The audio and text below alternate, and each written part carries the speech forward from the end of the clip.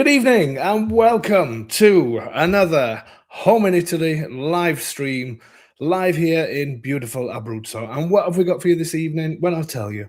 I'm going to tell you the Italian way, not your way, not my way, not the rest of the world way, the Italian way. That's what we're talking about tonight. We're gonna discuss a few things that's sort of normal here and not so normal in other places. We're gonna have a bit of fun with this one, I think. I have done this once before, so you may have heard some of the things I'm going to cover, but it was a long time ago. So we're going to go everything from what happens if you get invited to somebody's wedding, over to some horrible tax parts of when it comes to houses and that sort of stuff. So we're gonna cover a huge amount this evening. So hopefully you'll enjoy this one. A bit of fun along the way as well. So yeah, looking forward to this one. We've also got, what have we got? We've got stunning photo of the week. Oh yes, oh yes, oh yes. And also this week we have got something new. And this is all thanks to Duncan. Duncan, you can tell a certain producer has got everything, got his hands on the control. This is all thanks to Duncan, who sent me an email last week, very kind email, saying the type of things that he likes about the show and gave me some ideas for subjects in future. Yum, melon, and prosciutto. Who's just said that? Anyway, there you go. I don't know where that's come from. Melon and prosciutto. Oh, that must be the cover. Oh, yeah, it's the cover, isn't it? And that's Gary. It looks like Gary W. I'm guessing that's Gary, who bought in Castel. What's the name of the place? Completely forgot. My Castelvecchio. Anyway, as I was saying, before Tony rudely interrupted me, this is, if you'll let me bring it back on again, thanks to Duncan. Hello to Tony and his assistant, Davy Boy. I'm going to have a word with you. That's a certain Manchester United fan, I know. So thank you to Duncan. We're having something new called Italian Word of the Week. So Duncan sent me a message last week, very kindly, saying the kind of things he would like to see on some future shows, and gave me this idea. And I thought that's quite a good idea. So we're going to have Italian Word of the Week. That's going to become a new thing where we're going to choose a word, a random word. It's probably going to be completely useless to the vast majority of you, but it's a little bit of fun, and you'll learn a bit of Italian along the way. So thank you so much, Duncan. And if anybody does have any other ideas of what they'd like to see on the live streams, because we know people like the Meet the Home Buyers, we know people like the My Abruzzos, especially when I'm working on the maps and things like that. But a lot of people saying if we can do that again, which I'm possibly going to be doing that next week. But give us some ideas, the kind of thing we've done, all the taxes and all that kind of thing. If anybody's sort of interested in the boring side of it all, then who's written this now? This is Troy. I thought it was Troy. Hello, everybody. Troy, your house looks fantastic, by the way. I saw your photographs. We're going to have to do an update when you come out here, so we'll talk about that. When you're in Prezza, we'll get you back on and you can show off the house a little bit as well. Completely lost my train of thought. But yes, if you've got any ideas for future shows and that kind of thing, please do email me, because I'm up for listening to ideas. And as I say, if you're interested in the boring parts, the tax parts and all that kind of stuff, which I know are important, they're not just boring, but if you go onto YouTube, click on the live section and you'll see past ones from quite a while ago. We talk about taxes and that kind of thing. I will do those occasionally, but yeah, give us some ideas what you would like to see on these. But next week I think we may do a My Abruzzo. Then we're going to have a Meet the Home Buyers. We're going to have David Nixon that's going to come back in from Currencies Direct. He'll be coming in the next couple of weeks as well. So we've got a bit of a mix of everything. And then also we've got carrying on from idea for new content. What was that, Tom? Idea for new content: tutoring on the written driving test. Yeah, that would be good, wouldn't it? But yeah, I'm not sure we could do a full hour on it, but we might have a look at something like that. We could speak to a few people that's actually done it. Yeah, I'll have a little thing. But anything like that, you like the news show? That's Mark and Nada. Big shout out to them in Capistrano. Yeah, the news thing, that is something I would like to tie in with a Q&A. I just need to find interesting news sources that's going to be of interest to everybody else. But yeah, anything that you can think of, please send me an email. It's good to get your input. I absolutely love the fact that that you're all, who's from Tonka Tonk. Tonka Tonk, that is That is my friend from Capistrano who bought the beautiful villa, and I feel terrible now that I can't remember why. I've got a shocking memory. If it is you, I think Tonka Tonk. I think it is. But anyway, you need to come on as well and have a meet the home buyers.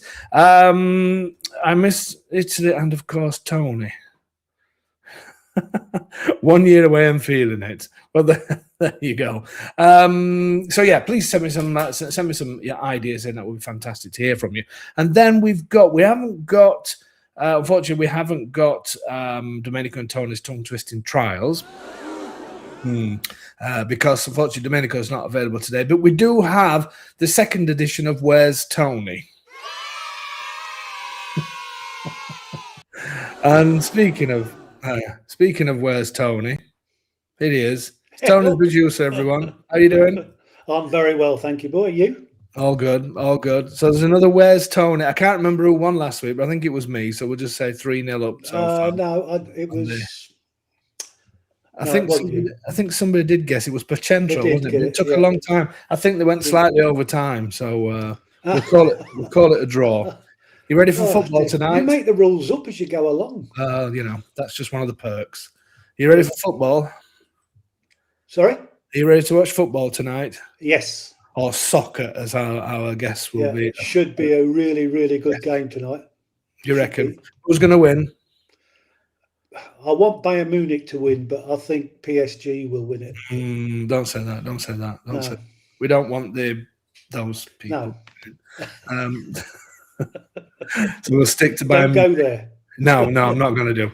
Okay, I'll bring you back on in a second. So yeah, we're going to do that. That's Where is Tony? Where he's going to describe somewhere where he is in Abruzzo. I've made it a little bit more difficult. This Shelley, of course, it's Shelley and James. Shelley, I feel so embarrassed now because, well, but my memory is just absolutely shocking. I don't want to know where it is. So thank you very much for reminding. Shelley with about 12 L's, I think that said in that. So yeah, we've definitely got to do. If you guys are back in Corfino, I'll definitely be in touch and we'll do a meet the home buyers. That would be we may tie it in as well with Troy and Tanya over that side, so you can give a bit. Seeing as though we did everything about Faro San Martino last week, you can give a big shout out for the other side. Tony looking dapper. I don't think so. Seb. Not at all. It's the same old Tony.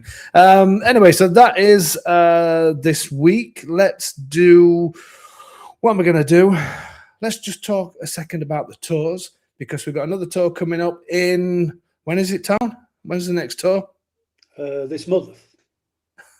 23rd, 24th, 25th, or somewhere around there. I can't remember.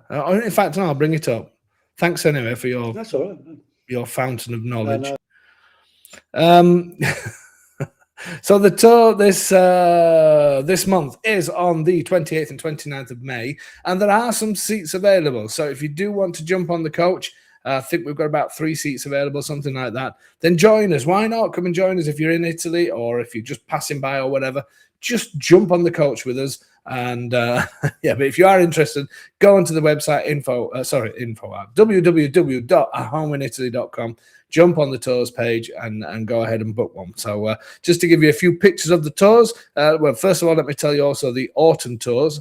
And I'm also going to be doing 2027 dates, which I know sounds crazy, but I'm going to start advertising those early because I know this year people traveling has been a little bit strange with the things that's going off in the world, and let's not get too much into that. So I'm going to release 2027 dates to give those of you who are thinking, I don't want to travel at the moment, chance to book. But hopefully some of you go, hopefully all of this rubbish that's going off in the world, madness, should I say, not rubbish, that will all come to an end soon. But the autumn ones, there's plenty of seats still available, September 24th and 25th, and October 22nd and 23rd. For those of you wondering what the tours are all about, and here's a few little pictures, and I forgot to share my screen, which I'm going to do now. Tony's fault, he didn't set all this up. Here we go. Are we ready? Okay, so here is the gang out. Let me just get rid of this. Faro San Martino, the last tour that we did. Absolutely fantastic tour. And we've got, I can't remember this group, but it looks a warm day. This is in Penapiedimonte, looking at some of the amazing views. The great thing about these tours is we travel around in groups. You get to know people.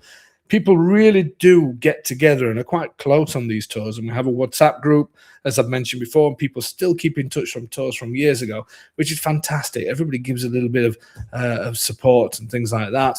Good idea, David, scheduling 2027 now. I think so as well. And Mark and Nate, I think you may as well, hopefully we're going to get a few, I need to organize it to get a few of you guys that live here out, maybe to come to one of the meals that we have. But as I was saying, this is the kind of thing we do, walk through the streets, drag you all through the streets in the boiling sun, while I'm sat on the bus in the air condition. Sorry, while I'm out there helping as well, showing you around houses and that kind of thing. This is in Faro San Martino, next to the Fiume Verde. Not sure who some of these people. I think these must have been gate crashers, the ones that were walking by in the middle. But anyway, that's a Faro San Martino. This is in Introdacqua, if I remember right, one of the groups in Introdacqua. This is Popoli. And a number. The great thing is every time I look at these photographs of the tours and see a number of people on there that have bought since the tours, I think that's absolutely fantastic. So I know lots of people buy online, but lots of people do also buy after the tours. This is in Palombaro, in the big shout out to Leonardo at Dal Pagano, and you can just see Tony on the left there, and his wife. His wife Mila completely ignoring him, because that's usually what he does to her when we have lunch. Completely ignores us, which is shocking. There's no explanation, Tony, for this. None whatsoever. You're completely ignoring again at this meal. You did it. Mingling. I have to mingle. Is that what it is? Mingling. Okay.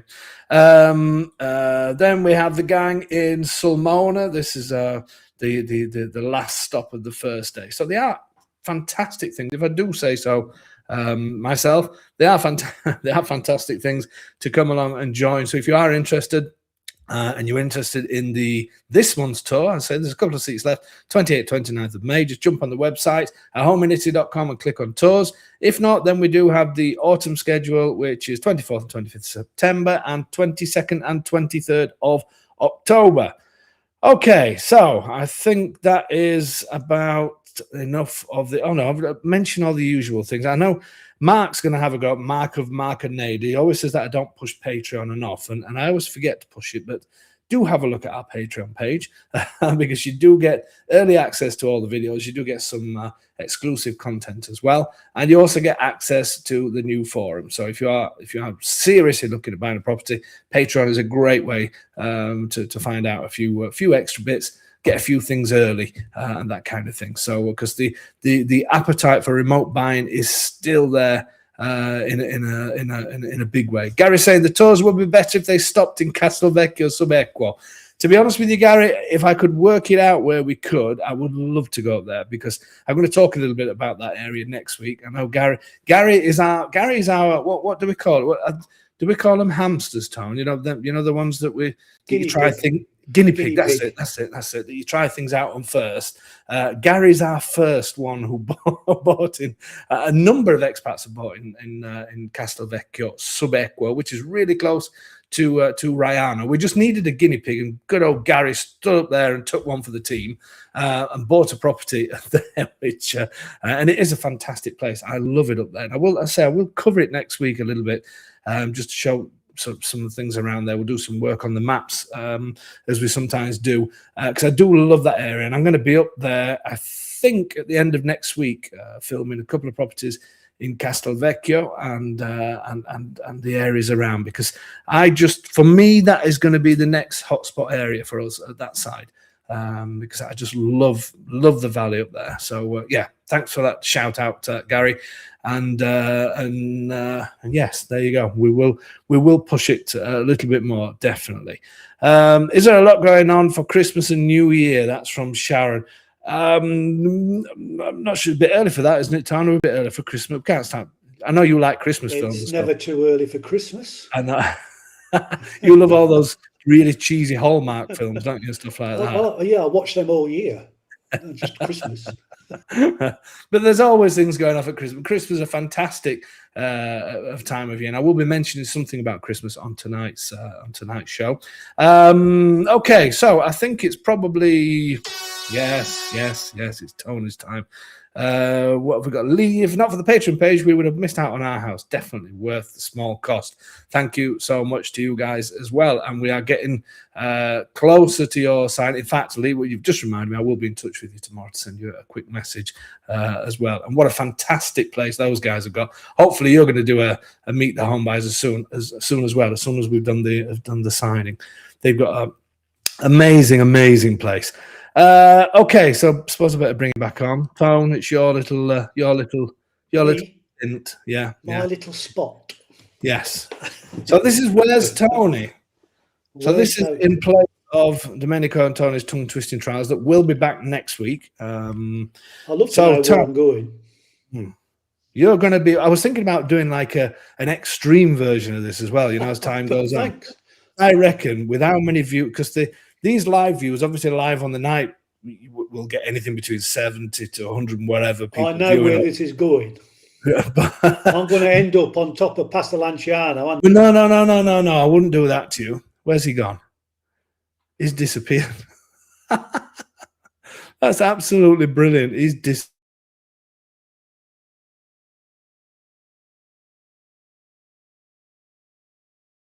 again. I thought he was dead for a minute. Oh, thanks. No, I thought we'd do the extreme Where's Tony, maybe just a couple of times a year, because if you look at how many people watch the live streams after a week or so, there's usually 1,000, 2,000 or 3,000, whatever it is. If everyone gave sort of $10 or £10 each, we could send you to some really, so I'm thinking like dangerous parts of the earth. Thanks. Sending. Well, I've done it from an Autostrada cafe. Oh no, it's going to get worse than that. It's going to get. We need some really bad. We need some really bad neighbourhoods, but not here in Italy. Anywhere in the world, we're gonna dump you off there. I'm sure everybody will agree with that. I'm sure we can. Well, as long as you're paying, I'll go anywhere.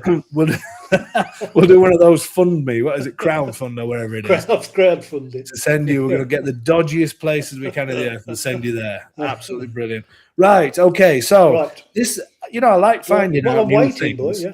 Sorry. I'm waiting. I'm going to send you your text now. Just hold on 1 second.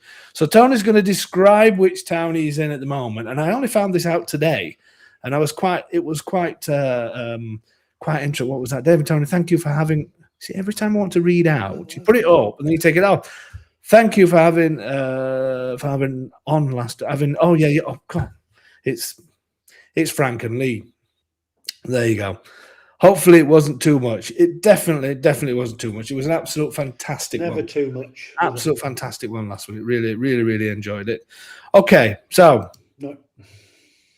there you go. Now then, I found this out today, and I love finding things new, especially about Abruzzo today. So you need to read this in Italian, if I can find it. And then I'll bring you on later in the show, and people are going to guess the town. So everybody, this is just in Tony's Italian, but listen carefully, and there are some good clues in there. I made it a little bit harder than last week, but there's some really good clues in this, and I was quite surprised. Okay, Tony, you ready? Yeah. Okay. Yeah, go. I think so. He says. In your own time. It's only live. It's fine. People... I know. I've got to build up. Doing my breathing exercises. Right. Mi trovo nel luogo di nascita del campione. WWE. I don't know how you say that in Italian. What? WW. Oh, okay. Con il regno più lungo della storia. 1400 giorni in più di Hulk Hogan. Mi chiamo Bruno Sammartino e sono nato nel 1935. I'm not going through that. That, Tony, was actually pretty good. And people, the thing is, you were very accurate there. So people might get this one. So you always get it, David. Yeah. We'll see you later then. There you go. He didn't do a bad job of that, actually. So there was a few big clues in that. Let's see if at the end of the show, see if anybody can guess where it is. Okay, so I think it's time to get on with the subject. We're only 20 minutes in, so that's almost a new record. But let's get on with this. So we're going to talk a little bit about a few fun things, a few serious things. Let's mix it up. This is for people that's just wanting to get to know some Italian things, and this also could be useful for some people that's already here, because I do get, or we see on Facebook, lots of people that will say, what is the you know, I lose my English words all the time now. I just lose words in general, like I forgot Shelley's name. See, I remembered Shelley's name now, and her husband James. I remembered everything now, but I forgot what I was going to say. Anyway, what is the protocol if we get invited to somebody's birthday in Italy, or little things like that, little stupid things that actually come in handy? So let's make a start with this one. Oh no, we haven't done stunning photo of the week. So, Tony, I'm all over the place tonight. I know. Yep. Anyway, quickly to do stunning photograph of the week. Thank you so much to Barb for sending this in. This is from she sent me this last month, actually. Sorry, in February, and this is from Vittorito. Barb, thank you so much. What a great photograph that is. Lots of, well, I don't think the daisies are there. I don't know what they are on the floor. No idea why there's that green circle around there. No, that's a bit weird. Tom, what do you think that is? Is somebody growing something that maybe there shouldn't be? But anyway, that's what a great photograph. Barb, thank you so much. This was taken at the end of February in Vittorito. Just see the mountains in the background. Beautiful, beautiful, beautiful. So that's a big shout out to her. Thank you very much. See, that was quick, wasn't it? That was stunning photo of the week. Okay, let's make a start.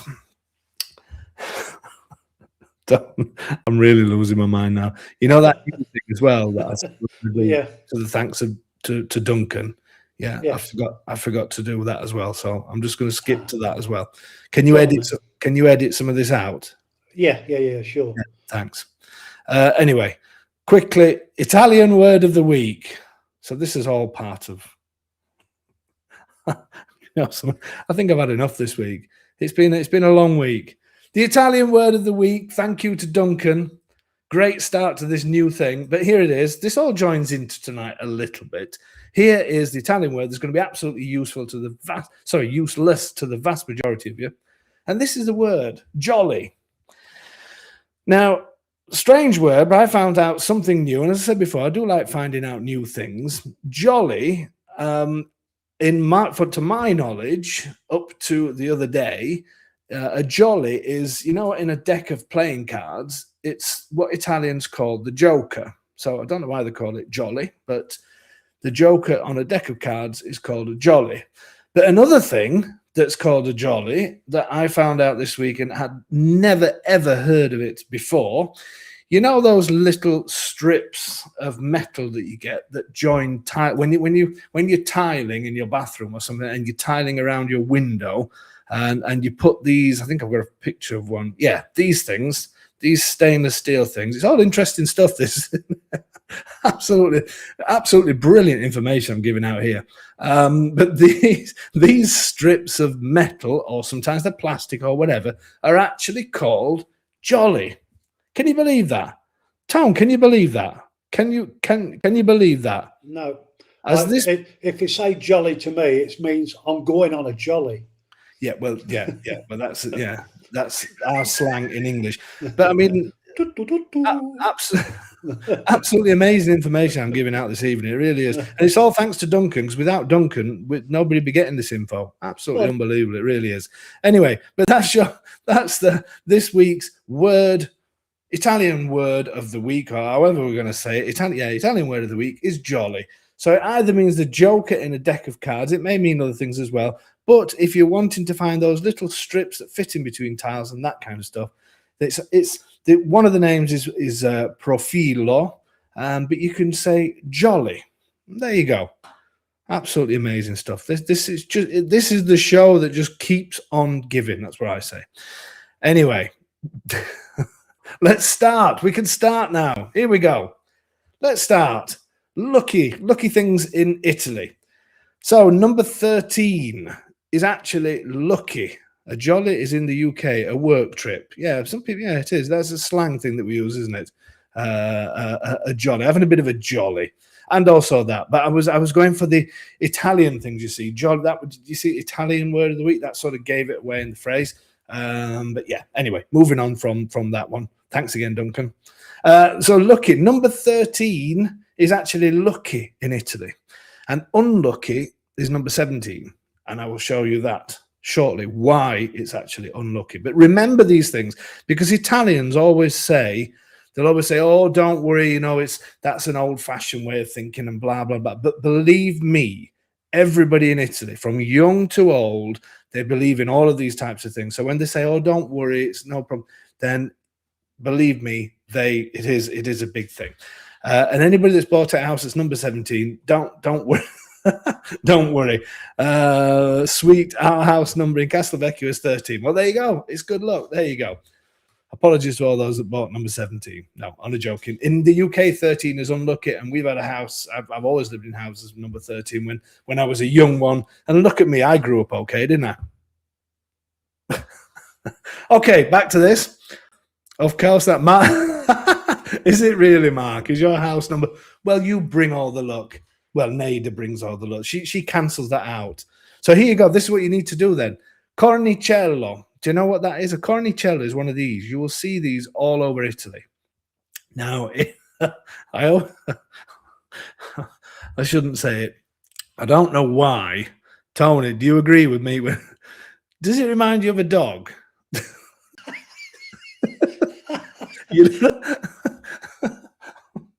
No, we're not. Don't drag me down that line. Anyway, so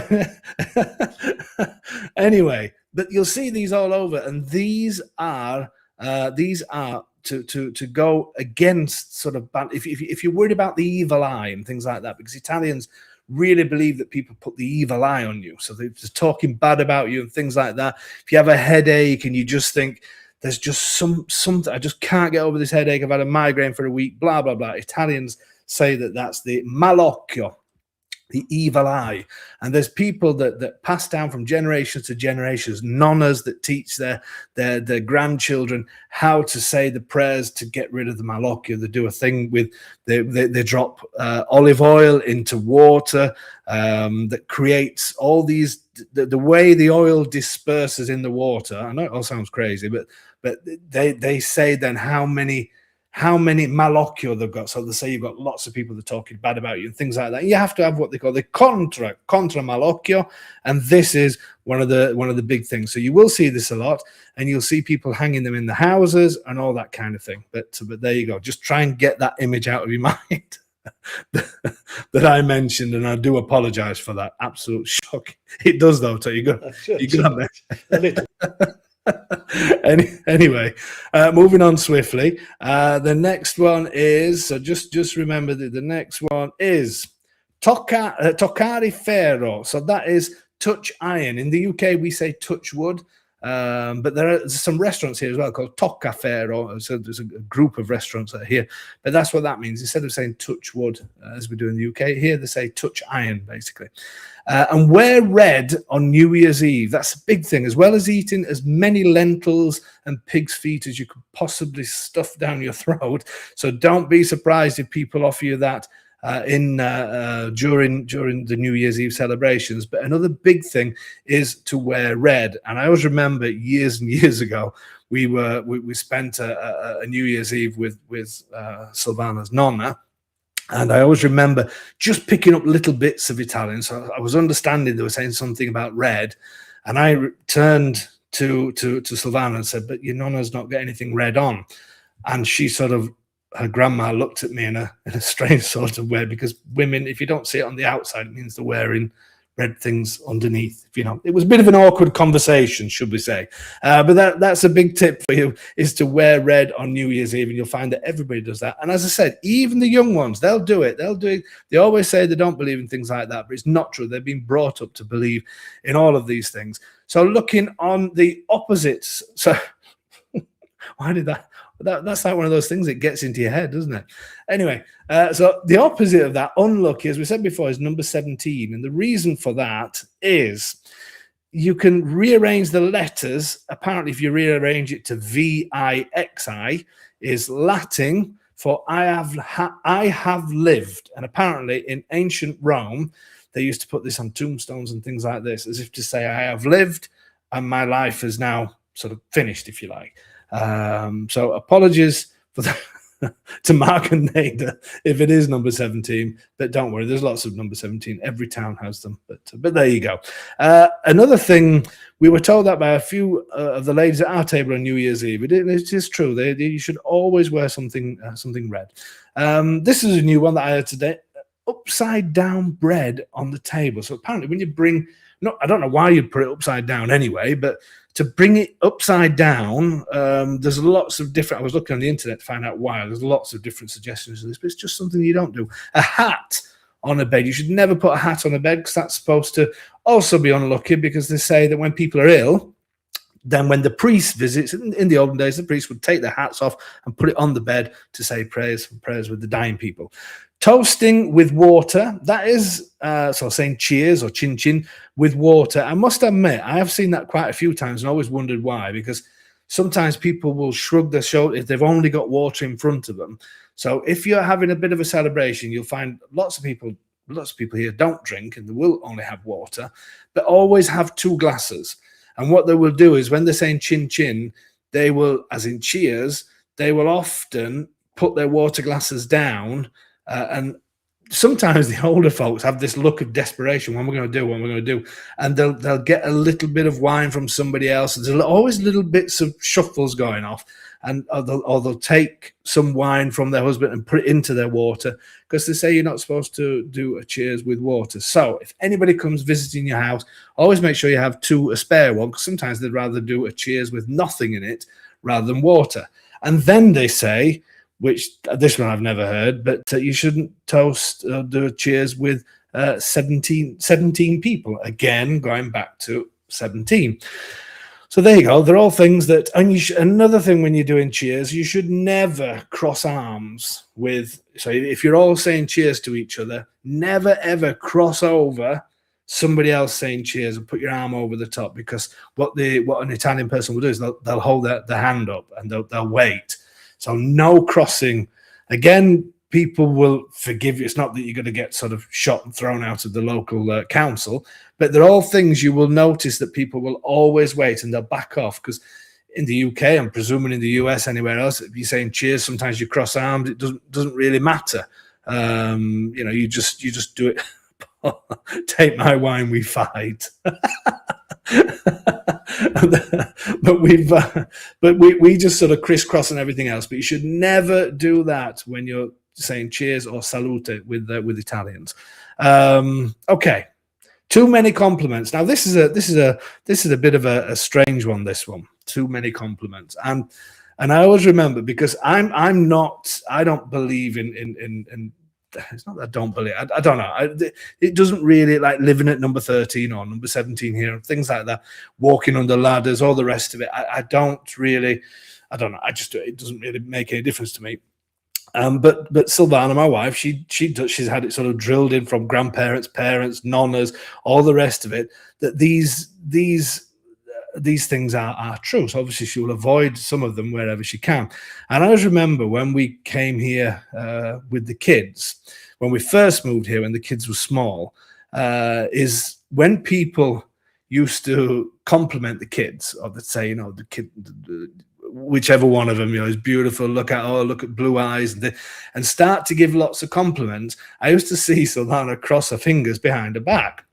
And I always remember, and sometimes even if we were with a nonna would give her a nudge, and it would always be because they feel, this one's a strange one for me, but if you give too many compliments, especially to a baby, so if you see a newborn baby and you're fussing it and you're saying it's beautiful, and you're saying look at his or her eyes and look at the beautiful hair, that people sometimes actually think that you're putting the malocchio, the evil eye, onto them. I mean, to me, it's outrageous, but people believe this. And again, young or old, it doesn't matter. They know that you're not from here and you don't necessarily understand all of this thing, but they will still do their thing. They'll either touch something like that red, I'm going to show you the picture again, something like that, or they'll cross their fingers behind the back, because you're not supposed to give too many compliments. So strange one, but if you get invited to a baptism, or somebody's invited for a new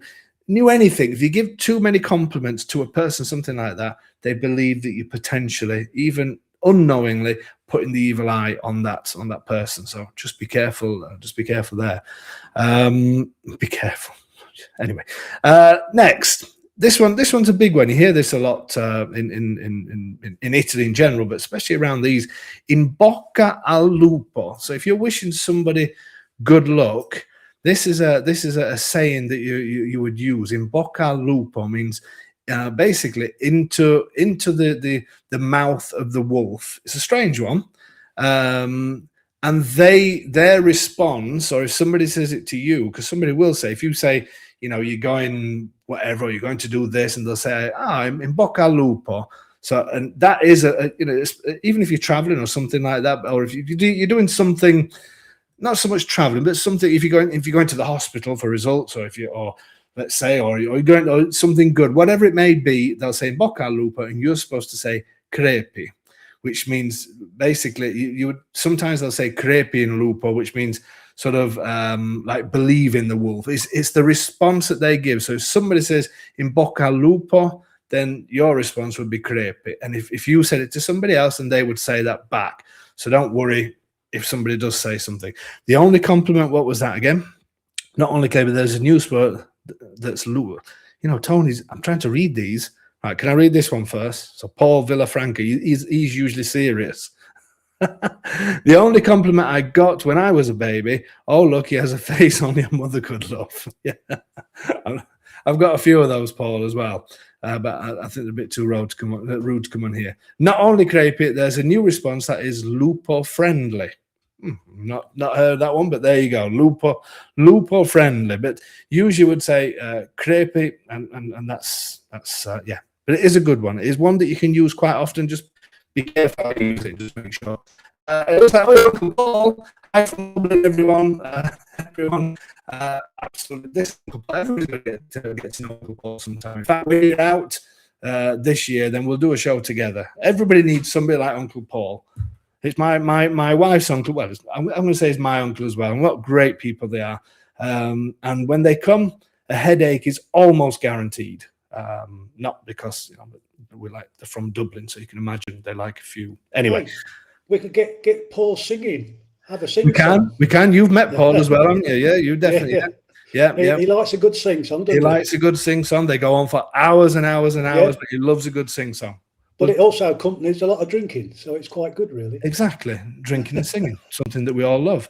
Anyway, so moving on. Here, let's get rid of some of the myths. Cappuccino after 11, and it's all about speed.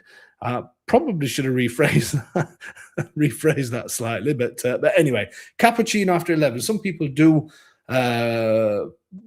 actually worry. People say, "Am I going to offend somebody? Is it bad if I have a cappuccino after 11 o'clock?" It's not. People are used to it now. People here just know that we like to have. I mean, my dad has sort of a long milky drink, like a latte, which I'm going to show you in a second, latte macchiato, after an evening meal, and people think it's just completely wild.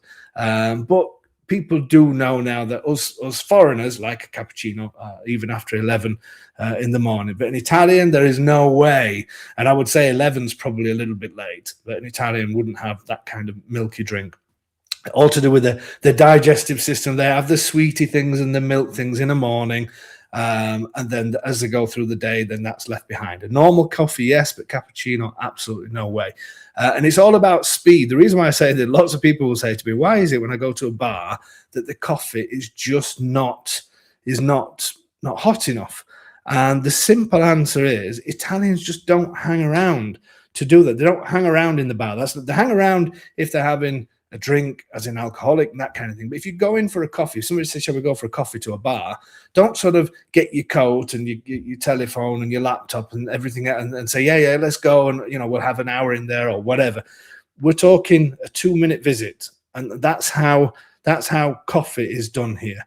And the reason why it is not boiling hot is because It's all about while they're preparing the coffees, that's when you chat away. When the coffee actually arrives, you drink it and you go, and that's it. So there's no hanging around. In the UK, we're going to coffee shops, we sit there hours holding on to our coffee, or some people will do their work and all that kind of stuff. That doesn't happen in Italy. You're in, you drink, you're out. That's the way. You don't get thrown out, but that's what happens. So just go with the flow. Lots of people will ask for the coffee to be hotter, but the reason why it is it's not lukewarm, but it's just so you can simply drink it, and that's it. No waiting, blowing on it, doing whatever else. Drink and go. So that's another thing. Moving on, latte macchiato, caffè macchiato, and americano. So just so you all understand what these different things are, a caffè macchiato. So macchiato means marked, as in if you mark something, if you've got a mark on your clothes or you've got something. So latte macchiato means marked milk. Caffè macchiato means marked coffee. So when you're talking latte macchiato, it's marked with coffee. When you're talking caffè macchiato, it's marked with milk. And then I'll explain the americano. So here you go. It's all interesting stuff, this, you see. So on the left, that looks like a mini cappuccino, because lots of people, again, say, I saw people having this, and I don't know what it is. The left picture is a caffè macchiato.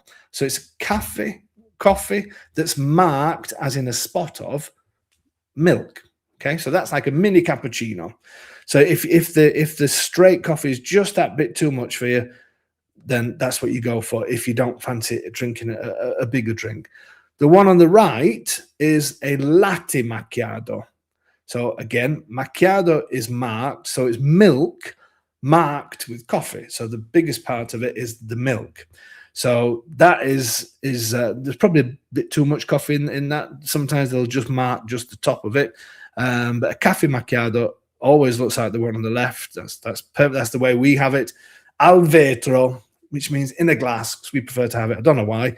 It just tastes better in a glass. I love just cafe. Have one every morning. Yeah, and I'm straight coffee is a bit too much for me. So I'm more of a caffè macchiato or a cappuccino. But that's the difference. And then we have the americano, and this is the americano. Okay, americanos don't exist.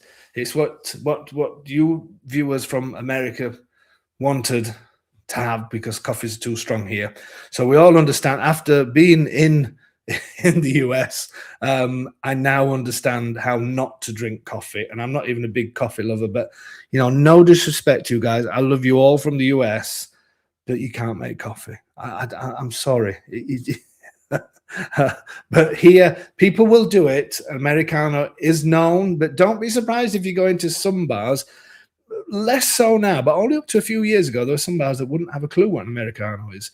But Americano is obviously the espresso coffee and hot water in it. So it tastes more like the dishwater that you're used to.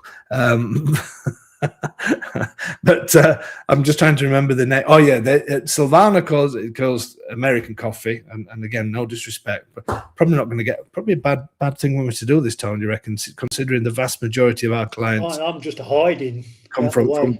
I'm probably pushing this a bit too much, aren't I, about the American coffee? Anyway, I will do. Because lots of people say it's rubbish anyway, as in American. Anyway, I'll keep this short. But people will call it, I'm not going to say Silvana. Silvana loves American coffee. Here they call it acqua sporca, dirty water. That's what they call it. But Americano is, obviously you can order it with no problem at all. But some people may sort of look at you and just say, because they don't understand that one. Anyway, moving on. Here's a few. And Brits can make coffee. No, true. Our coffee is not great either. I agree with you, Gary. Okay, you've got one back on me. Okay, Gary's representing the whole of the US. I am sorry. Please keep emailing us and buying houses. It's Tony's fault. He wrote the script. Chips, pizza, and salad. So this was my little pet hate when we first moved over here, and then the salad, believe it or not, is something Tony mentioned the other day. So chips, pizza, and salad. What do I mean by that? Chips here are a starter. Okay, chips are used as. So when you go out in the UK, and I don't know about the US because I remember saying this before, and lots of people from the US and from Canada had said chips with pizza. They didn't sort of, I don't know if that's how you do it or not. In the UK, if you go out, you'll often order pizza and chips. Normal thing to do. When we first moved out here, we used to order that and we would never get them together, ever. It would be chips first and we would be sat there. I got to the point where I was being Mr. Stubborn. No, I'm refusing to eat those chips until the pizza comes out. And people would, obviously waiters and waitresses would look and think, okay, well, they haven't finished those yet, so let's hold on for that. It was like a standoff until I realized that here chips are a starter. So if you want them together, you have to ask them, you have to beg them, and it'll take them 20 times to do it, but then finally they will bring them both together. If not, chips are a starter, unless it comes with meat, but chips are a starter. And that's it. You just got to put up with that. And then they bring in the pizza after. And also, while we're on that, meat is always served with bread. Always. So whether that's a steak, whatever it is, if you're inviting Italian families out, pasta and bread do not go together. Italians don't do that, pasta and bread. We do, and I think other people, judging by the tours, everybody else does. You can clean the dish afterwards with the sauce, sometimes with bread, but Italians, especially in Abruzzo, meat, bread, arrosticini, bruschetta with tomatoes, oil and tomatoes on top. That's what they do. You must have bread. So if you invite Italians over, you're doing a steak, you're doing whatever it is on the barbecue, bread. You must have bread with it. Remember, bread. Salad. The reason why I mentioned salad, Tom, can you remember when you said to me the other day, you can't remember, can you? And you said you'd gone somewhere and they brought you the salad afterwards. Oh, yes. That was on the tour.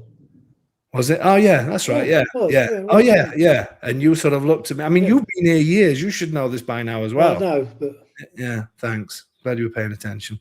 Anyway, salad is to digest food. And apparently, that's scientifically proven. But they have salad. Sometimes it will come with dinner, but not usually right at the start of whatever you're eating as your main course. Salad, lots of people will have the salad on a plate at the side, and they will have that after they've eaten, and it is to help digest. So that's what. So don't be surprised if you're out. Don't think they forgot it or anything else. That's how they do it. Just have it as a digestion. Okay. The danger of pineapple. So this is, again, I don't know in the US, Canada, Australia, wherever, other parts of Europe. In the UK, we have a pizza called the Hawaiian pizza. So Bridget's saying salad is normally first, at least in my part of the US. Yeah, and I could say that, but here, all about digestion, all about that. The danger of pineapple. In the UK, we have a pizza called the Hawaiian pizza that I actually used to love. And here, pineapple on pizza, it's like you've offended somebody. It's like you just can't say the two things together. They just don't get it. They don't want it. They don't get it. They just will not have it. So don't ask for it. And the strange thing is that they have pear on the. So it's almost like you think, well, why is it so offensive to you? You know, if you have another type of, I mean, they have chips. Sometimes they have chips on the pizza here, which I find madness. I like potato on it, I must admit, but chips no. But pineapple, they just don't do it. I said I've seen it with pear with gorgonzola and nuts. A superb pizza. My next door neighbor used to make a fantastic version of that. But pineapple, no, absolutely no way. And they will look at you completely strange if you even dream about that. You invite, you pay. You're invited, you buy. Okay, so let me explain this to you. If you, let's say you're going out as a group of people and I don't know, just sort of fret on a, even if the ladies want to get together or the fellas want to get together, whatever it is, and you just sort of happen to mention to your neighbor, oh, we're all going out for pizza tonight. Do you want to, are you coming with us or whatever? It all depends how you say it, how you phrase it. If you say, we're going to invite you, we want to invite you for lunch next Sunday or whatever, you invite somebody out for lunch, you pay. That's how it works here. So you be careful who you invite, because I don't know in the US and Canada, everywhere else, but I'm presuming it's the same. In the UK, everybody just fends for themselves and that's it. Here, no, you invite means, so if you say next Wednesday, what are you doing next Wednesday? So you make it a big deal of what you're doing next Wednesday. Okay, we want to take you to this restaurant, or we're going to this restaurant. We want you to come and your wife to come, kids to come, whatever else. You pay. That's how it works. If you're invited, so again, you have to gauge it. This is where you have to gauge how it's been done. But if somebody says next Sunday, don't have any plans, you're coming with us. Not if they're just saying we're having a quick pizza tonight if you want to join, that kind of thing. But if they invite you, a Canadian invented the Hawaiian pizzas. We're still looking for it. But if you sort of get invited, then that normally means that they're going to pay. And sometimes that can bite you in the backside if they're thinking like what we think, and they think, well, it's not the normal thing for us to pay, so everybody will pay for themselves. Sometimes it may not. They may have adjusted their way of doing it to suit you, but very rarely. Usually, if you're invited out, and you're invited out, especially as a family, then they will pay. And what you tend to do, and what sort of makes it clear in a nice way, is you would take a little gift. So I'm talking a little gift, something, I don't know, it could be a really nice bottle of wine. It could be, you're sort of saying thanks for the invite, but in a kind of strange way, you're saying thanks for the invite, you're paying. It's that confirmation of how the night's going to go. So if you're sat there thinking, oh, I'm going to invite these, and you say, right, next Sunday, I want you to come to this place. We're going there, and they turn up in all the best suit or the best gear, whatever it is, and they'll bring maybe some flowers, or they'll bring a bottle of wine for you, and maybe just, and you think, oh, well, that's all nice, and that's the way of saying you're paying. So some people may say, have we still got Troy still talking about? I saw Hawaiian pizza in a menu in Naples. It was €1 million. I kid you not, I can believe it. But that's how it works. So if you're invited, they pay, but buy them just a little bit of something. I'm not saying spend a lot of money, but if you're invited, you pay. So just be aware of that. Next one. No prices. Get used to this sometime as well. Sometimes you go into, this used to make me feel really uncomfortable when we first moved here, because being a tight Englishman, well, not a tight Englishman, but I don't think about it as much now because I know how things work here. But in the UK, you've got to see a menu, you've got to see prices, you've got to see everything else. And obviously you do it for a number of reasons, because I don't want to find that nice bottle of wine I've just had cost £90 or $300 or whatever, when I could have chose another one for 10. I want to see. But a lot of the times here, when you go, so in the US it's the same, is it? There you go. You invite, you pay. Didn't know that. And there you go. Is that why you've not invited me, Mark? You heard about my drinking habits. Anyway, the no price thing can happen quite a lot, where sometimes I will order a bottle of wine and they'll say, no, that doesn't, we haven't got that wine, but we have this one. It's you sort of, now I never question, but in the UK I would say, well, no, bring me the wine list back and I'll choose another wine. So I don't want me choosing a €12 bottle of wine. You saying you haven't got it in stock, but the one that you have got in stock is €50. Now, the restaurants that we go to, and in Abruzzo, I would still say you're fine in the vast majority of places. Maybe not so much down by the coast, because sometimes they'll try it on with tourists and things like that. But usually in the villages and things like that, they ain't going to rip you off. So even if they say, the menu is me, I'm the menu, I'll tell you what we've got on the menu, you're not going to be ripped off. And it can be frustrating, because some people will still demand a menu, even if they haven't got them. Now I'm used to it, and I think it's not going to be expensive, especially if they don't give you a menu. So you can be quite sure. If you feel uncomfortable, then do ask for it, but don't be surprised if they don't offer any sort of menu, any sort of prices. It is a normal thing. And once you get to know the restaurant, you just know. You just say, well, these people, they're not going to rip me off because I won't come again. And here it's the respect thing. It's an old way of doing it. I certainly wouldn't say to do that in the center of Rome, center of Milan, into the busier places, but in lots of the typical towns and villages around here, you're usually fine. What was that? Sorry. Mark saying a little gift, a really nice bottle of wine. Oh, that's right. A really nice bottle of wine is €5. Yeah, that's the thing. Yeah. We can splash out a little bit, maybe. If you invite me, I will splash out a little bit more on Nade, not so much on you, Mark. But yeah, so the no price thing for our brutes, I wouldn't worry. You're certainly not going to be ripped off. The secret of the aperitivo. This is a big one because I remember again a long time ago, and sometimes it happens to clients, and they'll say, I was in a bar the other night, and I felt like Mr. Johnny Foreigner, and I say, well, why? Well, because we ordered our drinks, and when they came, they brought us some nuts and crisps and things like that. But the next table, they brought this and this and this, and people, and I used to think, why are you doing that? Why are you blatantly giving them far more than you're giving me? And it did used to wind me up in the beginning. So here you go. This is the secret of the aperitivo. So the secret is stuzzicchini. This was going to be my word of the week. Stuzzicchini. Okay, stuzzicchini is the actual name given to things. It actually means sort of like picky bits, if you like. Da stuzzicare is the actual action, the stuzzicare part. So you sort of you're picking at, and it's. I don't know if you remember anybody musicians out there, but you'd hear was it stuzzicato or stizzic? I can't remember now which was to pluck the strings, violins and things like that. But stuzzicchini, if you ask somebody for stuzzicchini, you're actually asking for some little nibbly bits. So that's your crisps, that's the olives maybe, and some nuts. That is stuzzicchini. And if you say, do you have something to stuzzicare? Basically, you're saying, have you got something to nibble on?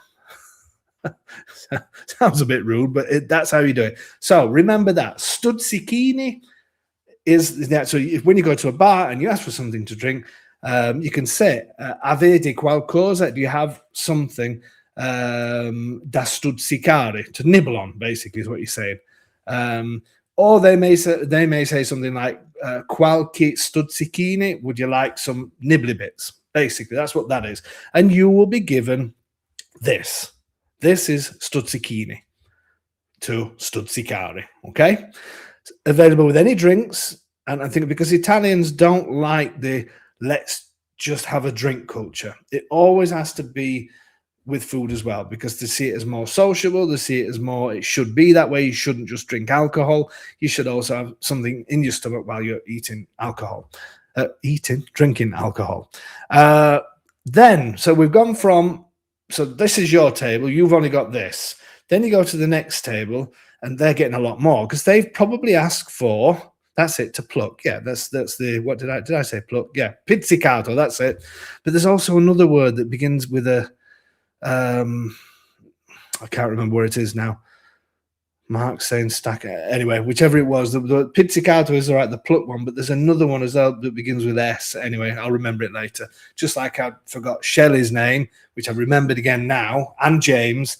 Aperitivo. So somebody next to you that's got more food may have ordered. They may say to you, would you like, if you ask for something to stuzzicare, have you got some nibbly bits, some stuzzicchini? They may ask you, do you want something stuzzicchini, or would you like an aperitivo? So what they're saying is, do you want nibbly bits, or do you want the next step up, which usually has an extra cost? So if a glass of wine is €3, €2, €3, then an aperitivo may be €6 or €7 or €8, depending what drink you have. And you can have lots of different aperitivos. But an aperitivo, a basic aperitivo, will look something like this. Usually cold meats, some bread, and maybe some of these pastry type things, some cheese, that kind of thing. This is almost verging on the next step up from an aperitivo, which I'll show you. So if you're sat there with your little olive bowl and nut bowl and the rest of it, giving evil eyes, the malocchio, to the people next to you because they've got this, then they've ordered aperitivo, you've ordered stuzzicchini. Okay, so there is a big difference. And the difference is your stuzzicchini will more than likely be free in Abruzzo. In other areas, we went to Puglia, we asked for stuzzicchini, and they charged us a ridiculous amount for what we've got. But again, touristy and all the rest of it. But usually stuzzicchini, the little bits, will be part of your drink. This is an aperitivo, and then you can move up another stage, aperitivo cenado. So an aperitivo cenado, cena is dinner, evening meal. So aperitivo cenado is the next step up where you will get more things. So this is if you've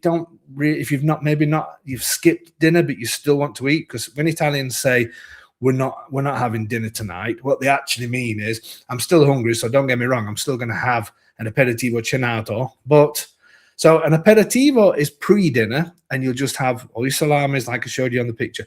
Aperitivo cenato is the next step up, which replaces dinner. So it's not quite a dinner, it's like a mini buffet. Can you believe we're talking about these things? Anyway, so this is an idea of what aperitivo cenato looks like, which this looks shocking, doesn't it, really, this? And this, I'm sure this was only for me and Silvana. I can't remember. There's a place in Bocca di Val near us, and they do some fantastic aperitif. They give us this, I think, just as an aperitivo, but this is sort of the next step up, because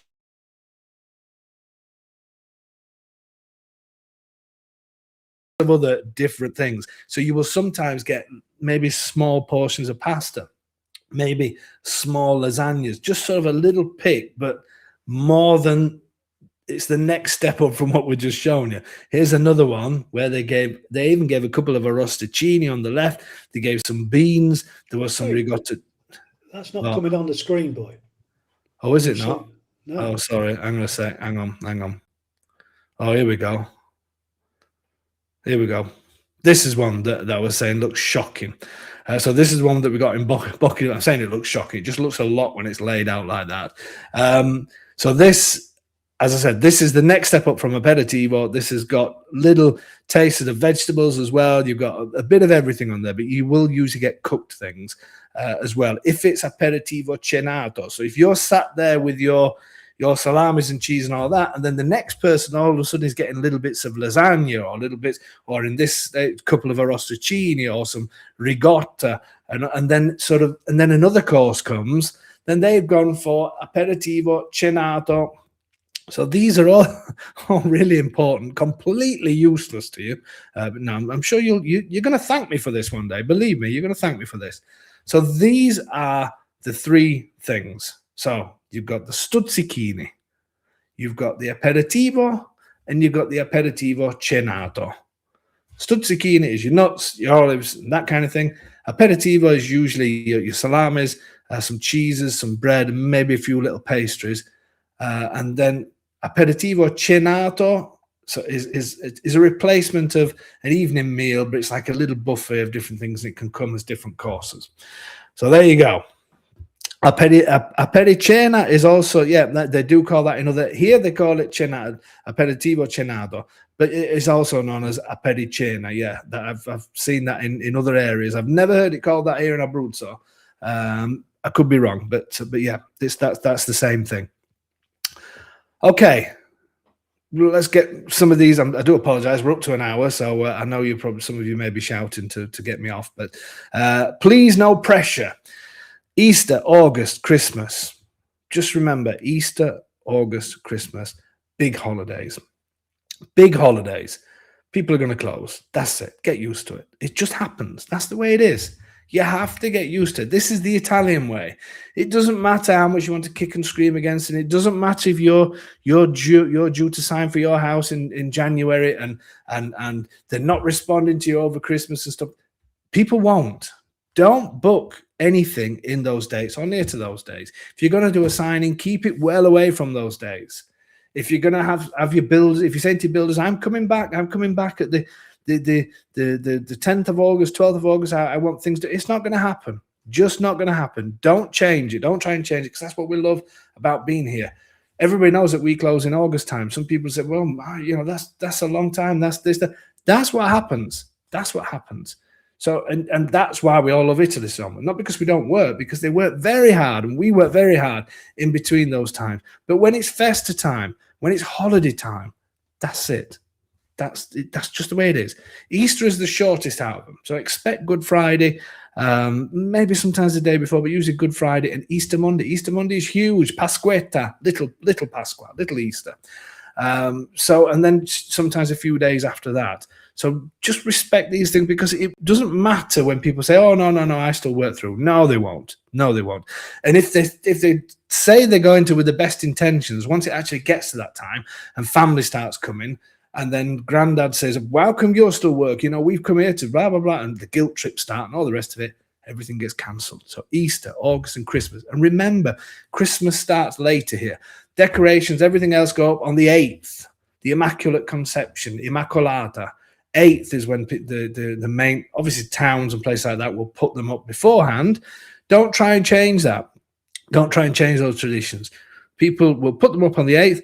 Christmas lasts until the 6th of January. Until the 6th of January, which is called La Befana, Epiphany, it's called here. And there's a saying, and I wrote it down, and I can't remember it, but it basically says, once Epiphany is over, then that is, everything's out of the way. And it's the 6th of August. Did I say the 8th? But the 6th of August is La Befana. That is, you're under the umbrella of Christmas.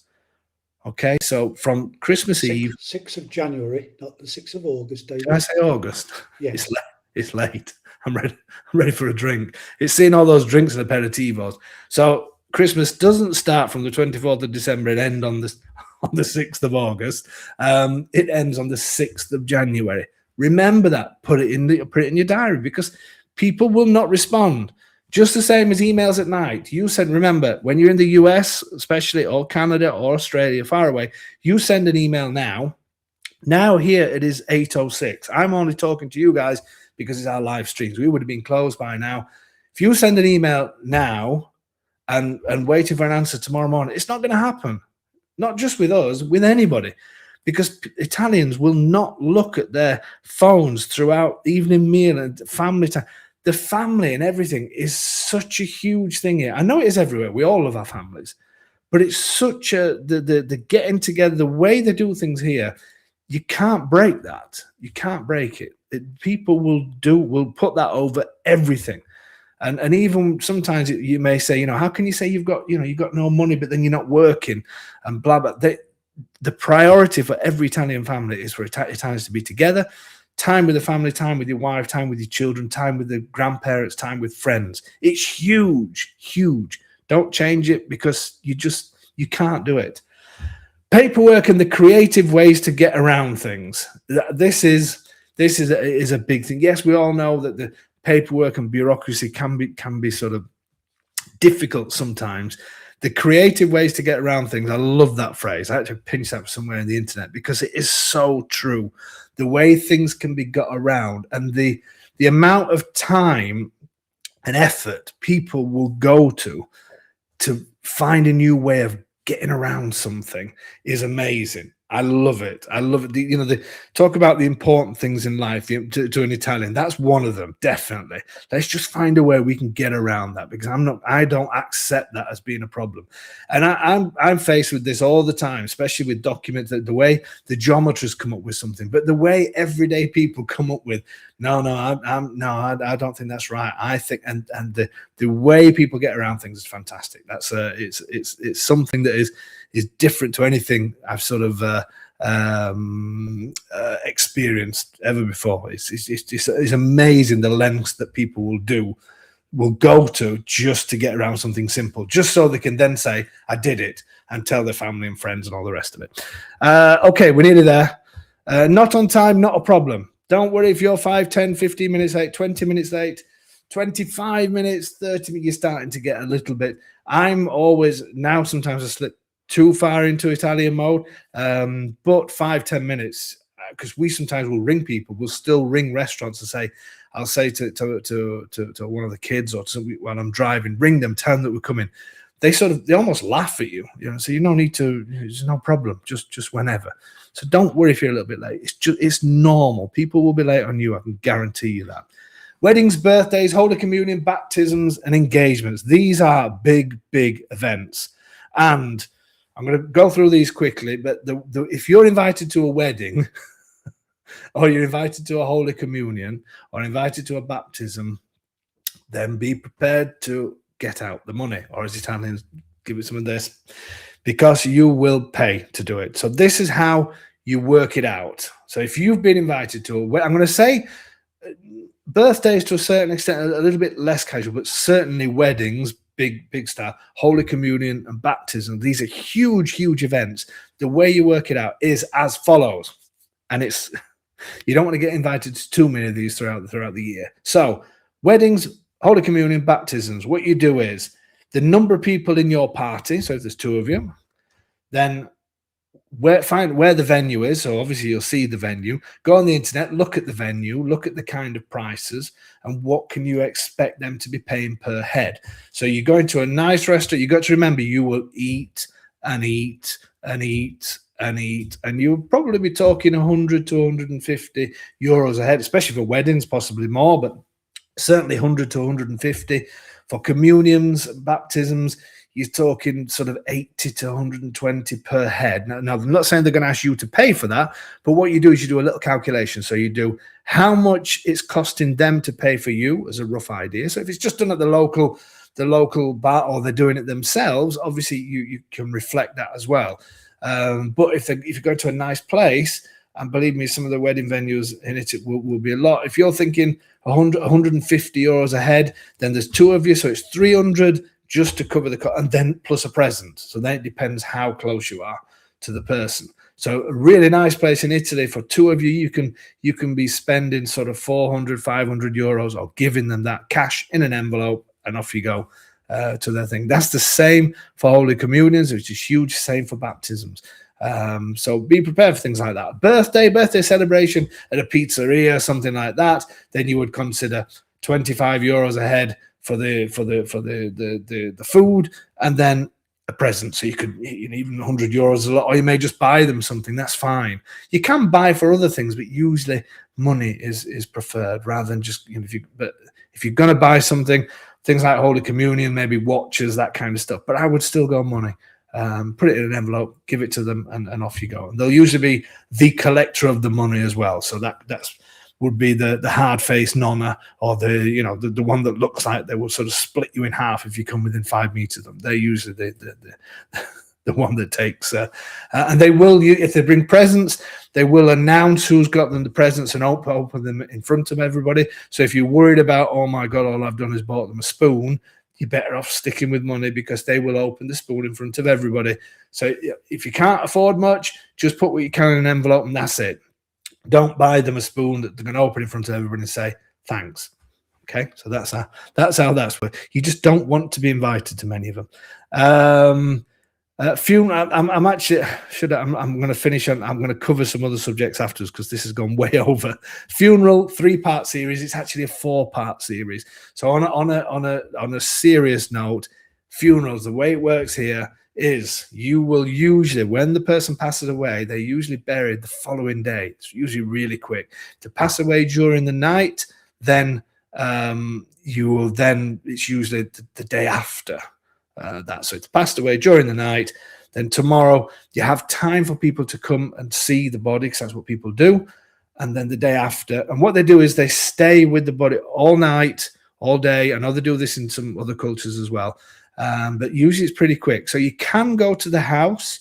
You don't have to if you don't like seeing things like that. But you will find if you see cars, loads of cars outside somebody's house, it's either a birthday or somebody's just passed away. And they will go and see, they'll pay their respects. They'll spend an hour, maybe half an hour to an hour with the person, usually at the side of the coffin. If you don't like it, then there's always usually the fun uncle in the kitchen handing out wine and spirits and things like that, so you can disappear in that side. You're just there spending some time with the family and giving your respect. That's part 1. So you can go to all 4, or you can just pick and mix, we'll call it. It's a morbid subject, isn't it? So I've got to try and brighten it up somehow. Part 2 is then the actual funeral. So going to the church. So you would go to church. If you didn't go to the house before, then when you go to the church, there'll be a time when you can go and shake their hand and give the person a kiss and offer your condolences, either outside before you go in the church, or after mass has been done at the front of the church, or when they come outside. That's part 2. Part 3 is then the actual going from the church to the graveyard, and you can then see them actually being sort of the box slid into the wall and plastered up. That's usually more closer friends, or sometimes people will just go to the church, offer their condolences, especially if you didn't know them very well. But if they're really, really close, you would probably do all four. So you would then go to the graveyard, and then that's it. Everybody goes away. There's no wakes. Sometimes people will have a meal together and things like that, but usually everybody sort of just disappears. And then they will have another celebration, so a mass, another mass, which is usually a few days after, and that's usually for people that maybe if somebody was buried on a Tuesday or a Wednesday, they couldn't get time. People from, I don't know, from abroad, or people gives them time to come back.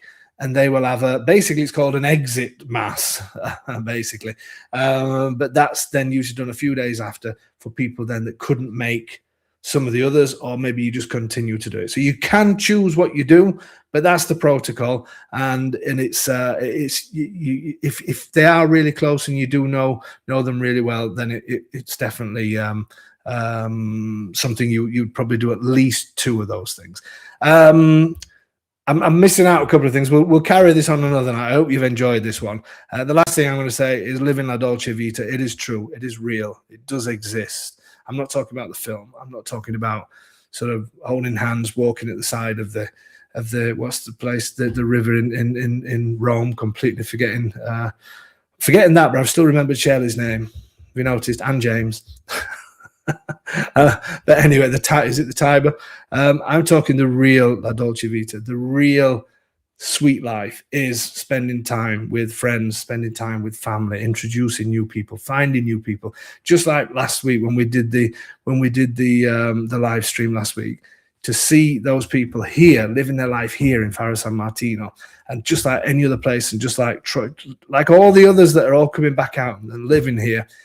La Dolce Vita is so true. It really is the sweet life because of the people you meet, the kind of experiences you have, and all of the things we've spoken about tonight are all little parts of that link it together in this huge thing that you can only ever talk about and understand once you experience it. And I'm sure everybody watching that has experienced it and that is experiencing it and that are here and spending time here, you're all going to agree with me, I'm sure, because it is a really, really precious thing. Believe me, it's an incredible thing.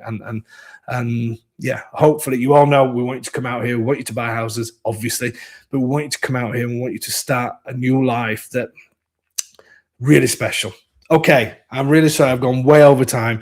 I need to bring him back on. Tony, I've got to spend a bit too much time on this, haven't I, tonight?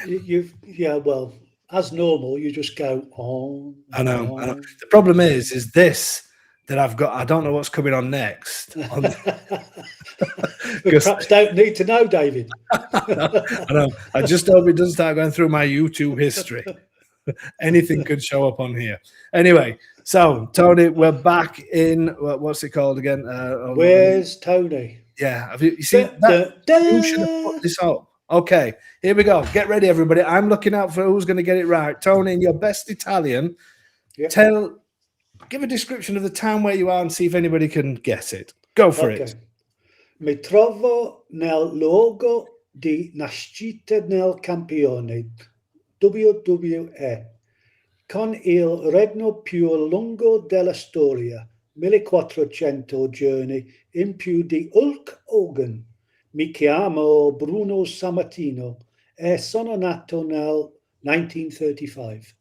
Oh, people have got you. See, you did, and I think the winner is actually Troy. You were very close, but the winner is Paul Villafranca. He was our guest last week. Well done. Tis Pizzo Ferrato. Oh no, he spelt it wrong. Pizzo Ferretto. No, I'm sorry. I can't accept that. No, I've won. That's 4-0 to me. But they were definitely well done. You said it precisely, and I found this out. It's actually a brilliant story. This I'm not going to go on too much because I know it's late. Yeah. So this guy, Bruno Sammartino, is called, who is from Pizzo Ferrato, which we've been there a couple of times. It's a very, very unique place. I'm going to show a picture of it now. So from Pizza Ferrato, this amazing place in the... We've been right to the top of that, haven't we? Yes, we have. Yep. We did some videoing at some point with the drone. I think the drone disappeared at some point as well. But anyway, that's another story. But Pizza Ferrato is a great town. And this guy, Bruno Sammartino, known as the living legend, moved to America. He was born here in 1935, moved just after the war. And he holds the record for the longest single championship reign in WWF wrestling, or which is now WWE apparently, and still has that record. Held it for 2,803 days from May 1963 to January 1971, and he held it for 1,400 days more than Hulk Hogan. So there you go. Big shout out to this guy. I mean, look at him. Yeah. Absolutely amazing. You see, I love finding, don't you think these little factoids are just fantastic? I can remember my mum throwing her handbag at people like that on ITV on a Saturday afternoon. Or with Big Daddy and Giant Haystacks. Yeah, Giant Haystacks. But what a great story. Comes from Pizza Ferrato, is one of Abruzzo's famous people, but actually to still have that record as well. I thought it was fantastic. Yeah, well, there you go. So everybody's learned something. Pizza Ferrato is and definitely worth a visit if anybody's this way on in the Chieti region. Look it up, Pizza Ferrato, and go and see it. You can walk to the top of the rocks, beautiful views. It's just a great place. Takes a while to get there, but definitely worth it. Tony, thank you very much, sir. We'll see you next week. See you later, boy. See you, guys. Sorry, were you saying goodbye to everybody? Yes, just saying bye to everybody. Okay, thanks. Yeah, thanks for that. Normal. Being polite. Brilliant. Well done.